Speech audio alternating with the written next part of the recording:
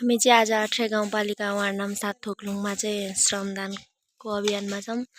यसरी 8 गाउँपालिका ward number 7 थोक्लुङमा चाहिँ यसरी श्रमदान भइरहेको छ।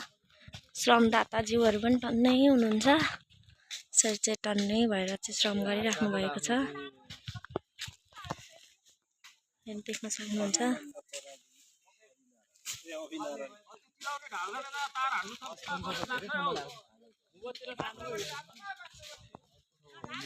लगभग हामी कतिजना जति छौँ अहिले? गनेको पो छौँ न एकचोटि गर्नुपर्छ होला हैन तपाईहरुको यसो अन्दाजमा कति छौँ न 30 25 कति छौँ 25-30 जना। अहिले हामी चाहिँ यहाँ 25-30 लगभग 30-35 जनै श्रमदाता भएर चाहिँ श्रम गरिराखेको छौँ। खुसी छौँ। तपाईं खुसी हुनुहुन्छ? श्रम संस्कृति पार्टी कस्तो लाग्छ तपाईलाई? मनैदेखि श्रम गर्न हर्क साम्पाङको भिजन कस्तो लाग्छ? एकदम राम्रो एकदम तपाईलाई यहाँ भएको अरु पार्टी भन्दा फरक लागेको छ कि छैन? फरक भिजन फरक मिसन भएर त लाग्यो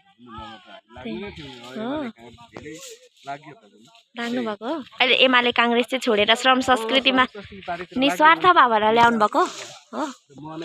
तपाईको नाम चाहिँ के हो? मेरो मनोज लिम्बू हो।